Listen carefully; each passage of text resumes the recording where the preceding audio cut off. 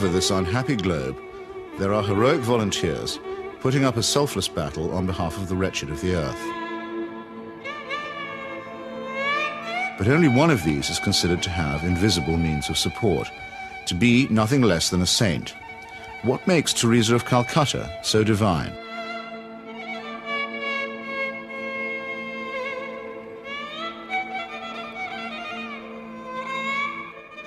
Long before Mother Teresa's helicopter touched down at about 11:20 this morning, the crowds were gathering here at Knock. Among all of you who have made this pilgrimage to Knock this afternoon, we are privileged to have with us as a special guest at this Mass a pilgrim who has come from afar, a woman whose worldwide symbol for goodness and holiness. Not many claims made by the Irish clergy are widely or uncritically accepted, even in Ireland. But the saintliness of an Albanian nun named Agnes Boiaciu is a proposition that's accepted by many who are not even believers. Mother Teresa herself receives extravagant adulation as no more than her due. Of all the women in recent history, no one has captured the public imagination like Teresa of Calcutta. I'm not being facetious, and I'm certainly making no comparison when I say that no woman has made such an impact here since Our Lady herself appeared in 1879. So how did this auction of hyperbole and credulity get started? In that year of grace, 1969, the scrupulously neutral and objective British Broadcasting Corporation permitted that old fraud and mountebank Malcolm Muggeridge to pay a devotional visit to the Calcutta Shrine. Well, Teresa, after I met you in London, really the only thing I wanted to do is to come and see you in your work here. Now I've seen it. And of course it's a shining light. Himself arrogant, almost to the point of humility, Muggeridge became persuaded that he and his team had become the divinely appointed instruments of what he claimed was the first television miracle. During Something Beautiful for God, there was an episode where we were taken to a building that Mother Teresa called the House of the Dying, and Peter Schaefer, the director, said, it's very dark in here, do you think we can get anything? And we had just taken delivery at the BBC of some new film made by Kodak, which we hadn't had time to test before we left, so I said to Peter, well, let's have a go. So we shot it. And when we got back, several weeks later, a month or two later, we're sitting in the Rushes Theatre at Ealing Studios, and eventually up came the shots of the House of the Dying. And it was surprising. You could see every detail. And I said, that's amazing, that's extraordinary. And I was going to go on to say, 3 cheers for Kodak. I didn't get a chance to say that, though, because Malcolm, sitting in the front row, spun round and said, it's divine light. It's Mother Teresa. You'll find that it's divine light, old boy. And 3 or 4 days later, I found I was being phoned by journalists from London newspapers who were saying things like, we hear you've just come back from India with Malcolm Muggeridge, and you were the witness of a miracle.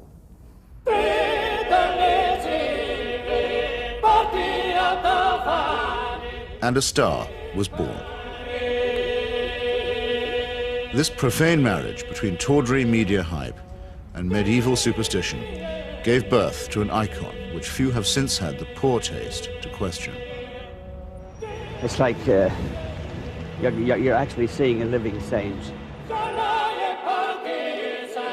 Give a man a reputation as an early riser, said Mark Twain, and that man can sleep till noon. How does the reputation of Holy Mother Teresa look if, just for a moment, we switch off Malcolm Muggeridge's kindly light?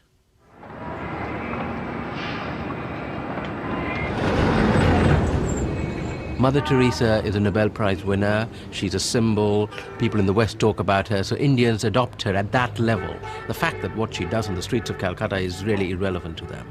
They couldn't care about it, and most of them don't even know. But Mother Teresa is the sort of figure you show to visitors.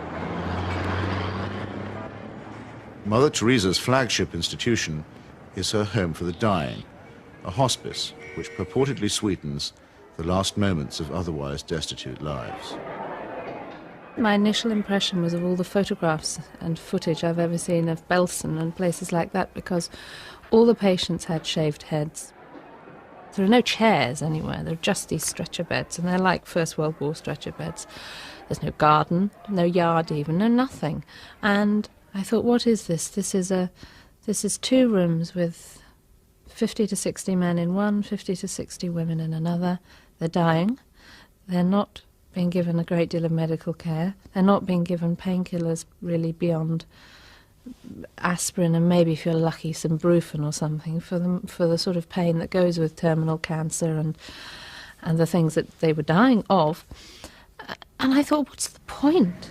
Right from the very beginning, I wanted to serve the poor purely for the love of God and to give them what the rich people get with money. I wanted to give to the poor for the love of God. They didn't have enough drips. The needles they used and reused over and over and over, and you would see some of the nuns rinsing needles under the cold water tap. And I asked one of them why she was doing it. And she said, well, to clean it. And I said, yes, but why are you not sterilising it? Why are you not boiling water and sterilising your needles? She says, there's no point. There's no time. Mother Teresa's cult of death and suffering depends for its effect on the most vulnerable and helpless, abandoned babies, say, or the terminally ill, who supply the occasions for charity and the raw material for demonstrations of compassion.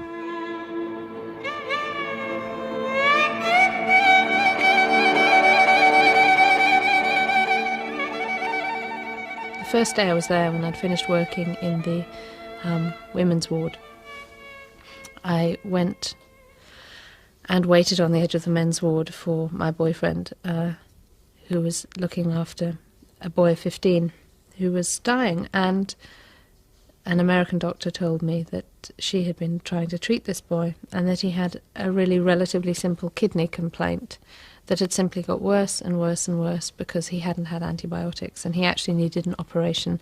I don't recall what the problem was. She did tell me.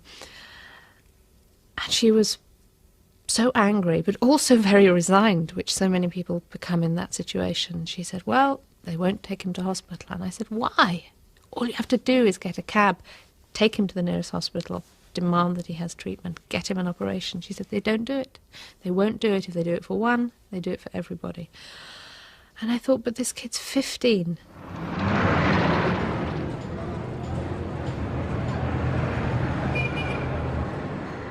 I ventured on my own pilgrimage to the missionaries of charity in Calcutta in early 1980. Who could fail to be touched by the work of the orphanage? Not I, though I did find myself a little put off by the mission's motto, he that loveth correction, loveth knowledge. Bit of a workhouse ring to that, perhaps. But it was Mother Teresa herself who completed the wreckage of the effect. As we stood by the tiny cots, she turned and said, this is how we fight abortion and contraception in Calcutta. Now, it might be argued that a campaign against family planning is low on the list of Calcutta's many pressing needs. But as a leading member of the Pope's fundamentalist tendency on matters of sex and procreation, Mother Teresa has made this single issue into her global crusade. The greatest destroyer of peace today is the cry of the innocent, unborn child. If a mother can murder her own child in her own womb, what is left for you and for me to kill each other? Tenderness about the unborn is an emotion that I share myself. But tenderness about the unborn also becomes an overtly political matter when it's preached by a presumable virgin who also campaigns against birth control.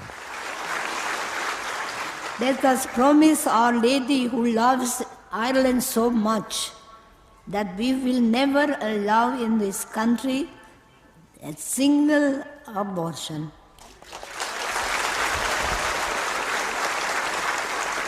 And no contraceptives. Mother Teresa has no politics, so she maintains, and so many people believe. But when she came to London in 1988, ostensibly as an advocate for the homeless, she bent the ear of the Iron Lady and sought to steer her to the support of a bill limiting abortion. The sponsors of that bill, who arranged the meeting, were in no doubt that her intervention was political. She's not a party political figure, but she's a political figure in the sense that, A, she is part of what may be called the Catholic agenda, the broader Christian right agenda, and the Catholic Church has been following what has generally been considered a hard-line approach under the present Pope. Now, she's part of that agenda, and that is fairly political agenda. I mean, you know, no abortion, opposition to birth control, ideas like that are fairly, you could say they would be contested in the political arena. And the second factor is that she is also part, if you like, of the Western agenda, where the West is still part of the third world. The rich world has a poor conscience. It wants, in fact it needs, to think that someone, somewhere, is doing something about the third world. And the Mother Teresa myth ministers to this desire.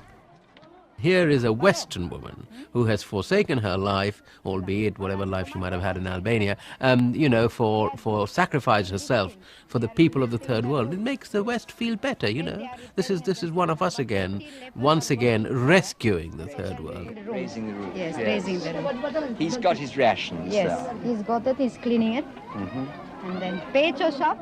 In the subliminal appeal that she generates, there is something of the mission to the heathen, something of the old colonial outpost, and something of Florence Nightingale. While in the silent and abject demeanour of her patients, there is something of the deserving poor. The Great White Hope, in this iconography, takes on the big black hole. And the rewards are by no means all in heaven.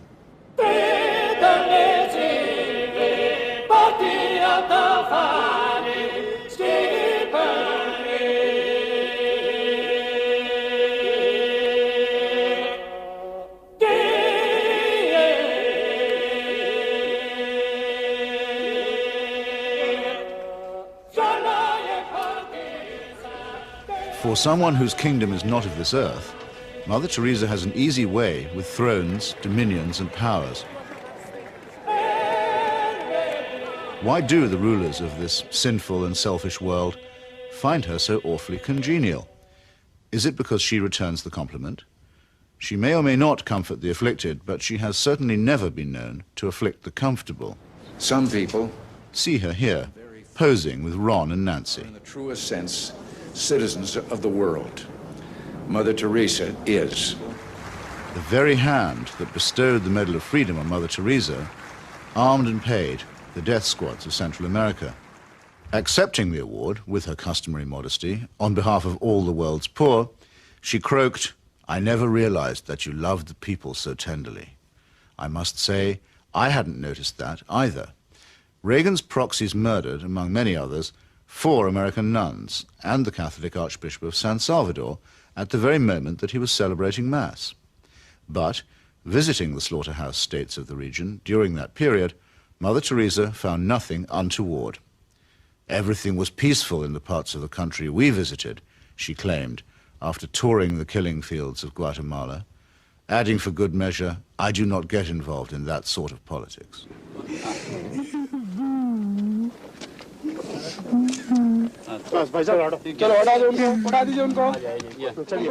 In 1984, a ghastly chemical spill from the Union Carbide plant in the Indian town of Bhopal took 2,500 lives and poisoned thousands more.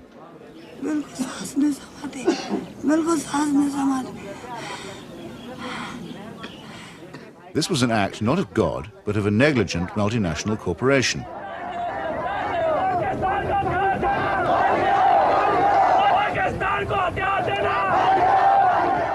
Mother Teresa's advice to the angry victims? Forgive. Forgive.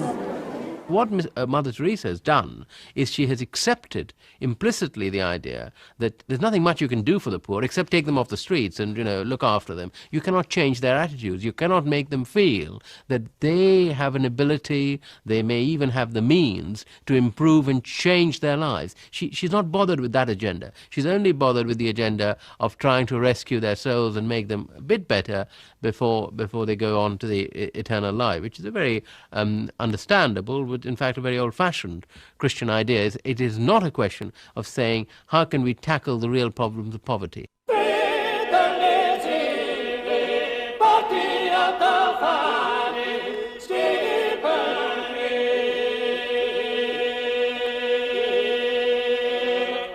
Like most people who claim to be apolitical, Mother Teresa is in practice and in theory an ally of the status quo, and when the status quo is threatened, a trusted ally of the conservative forces.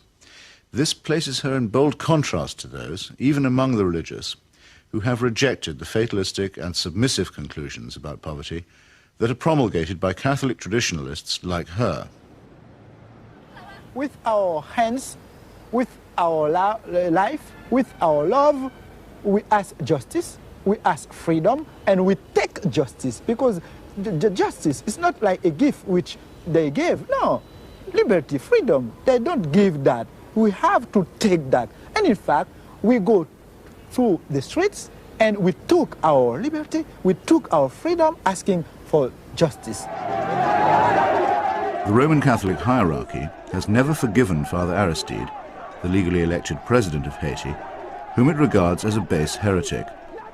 For his efforts to chase the moneylenders from the temple, he was banished from his order and forbidden to serve Mass. To the very last, the Vatican was the only foreign power to recognize the military junta that misruled Haiti. And the ground for this, too, was prepared by Mother Teresa. In 1980, she visited the island and accepted the Haitian Legion of Honor Award from Baby Doc Duvalier. She found much to praise in his corrupt, dynastic regime, telling astonished reporters that she had, quote, never seen the poor people being so familiar with their head of state as they were with the Duvaliers. It was a beautiful lesson for me, she simpered. I've learned something from it. The Haitian people, indeed, could not wait to get close to the Duvaliers, who in their turn moved forever to the French Riviera.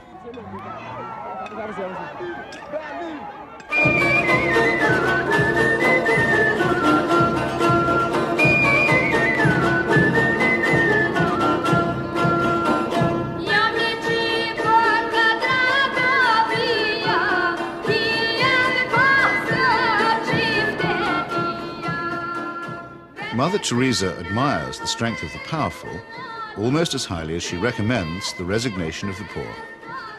When she visited her motherland of Albania, she appeared to take seriously St. Paul's notorious assertion that the powers that be are ordained of God.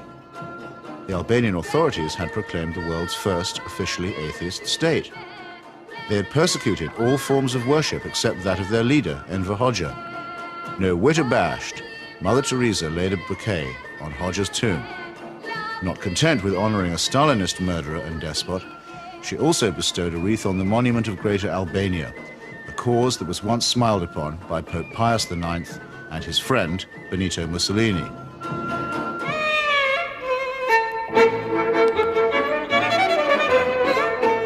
Albania is, for secular reasons, quite rich in orphans. So there was ample scope for an orphanage specialist to praise the institutions of the regime while keeping silent about its victims.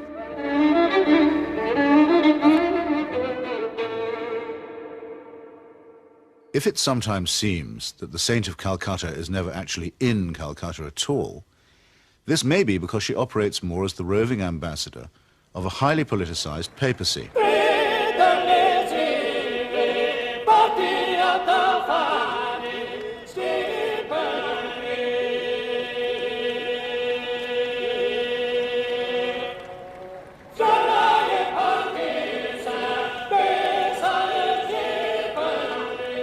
Vatican foreign policy has taken her from the shores of Lebanon, where the Roman Catholic militia perpetrated the mass murder at the Sabra and Shatila camps, to Nicaragua, where the Cardinal was the patron of the Contras, to Armenia, where she helped Mother Church gain a foothold in the Soviet Union.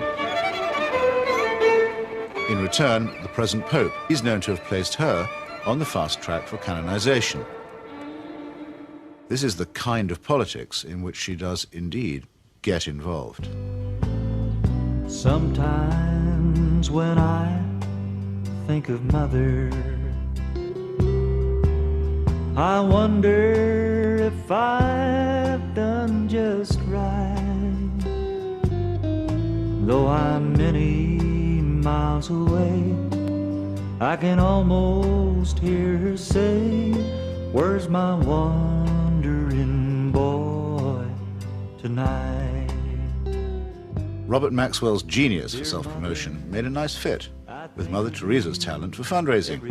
It became hard to decide which of the two was using which, or was it both? In the United States, Mother Teresa accepted well over $1 million from Mr. Charles Keating, a right-wing Catholic fundamentalist and anti-pornography crusader who was also a California savings and loan tycoon.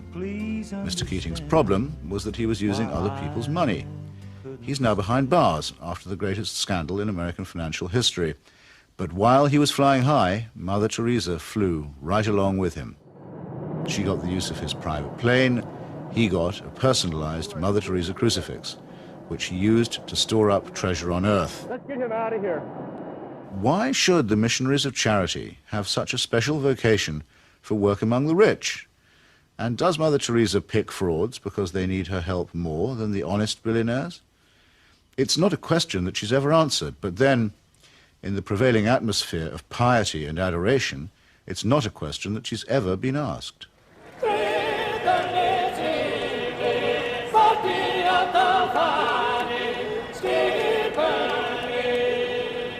The Teresa cult is now a missionary multinational, with annual turnover in the tens of millions. If concentrated in Calcutta, that could certainly support a large hospital, and perhaps even make a noticeable difference. But Mother Teresa has chosen instead to spread her franchise very thinly. To her, the convent and the catechism matter more than the clinic. Now we are in 105 countries and we have 500 convents all around the world, without counting India. Beautiful.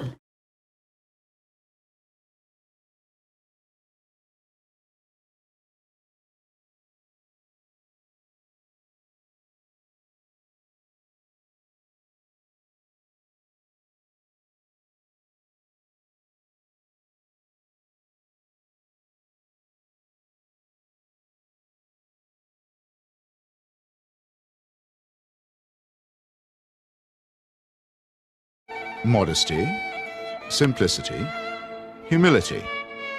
By these canonical keywords, we are taught that we may recognize saints. Yet Mother Teresa regards herself as mandated by heaven, which is hardly modest. She lends spiritual solace to dictators and to wealthy exploiters, which is scarcely the essence of simplicity. And she preaches surrender and prostration to the poor, which a truly humble person would barely have the nerve to do. When she speaks about private or public morality, opposing family planning, for example, or defining abortion as quite literally the greatest threat to world peace, she takes on the grim and tedious tones of the zealot and the fanatic.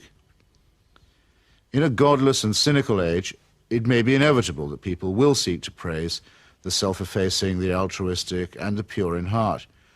But only a complete collapse of our critical faculties can explain the illusion that such a person is manifested in the shape of a demagogue, an obscurantist, and a servant of earthly powers.